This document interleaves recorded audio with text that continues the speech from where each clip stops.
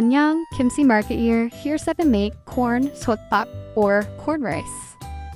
Start by shaving 1 ear of corn, dice half a white onion, add a tablespoon of butter to your pot.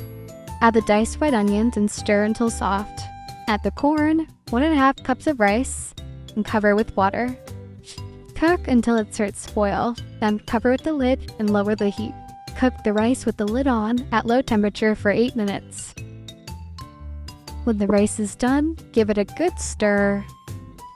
Transfer over to a bowl and add the ganjang, which consists of half tablespoon sesame seeds, 2 tablespoons soy sauce, and 1 tablespoon of sesame oil. And don't forget to sprinkle some gamtae powder.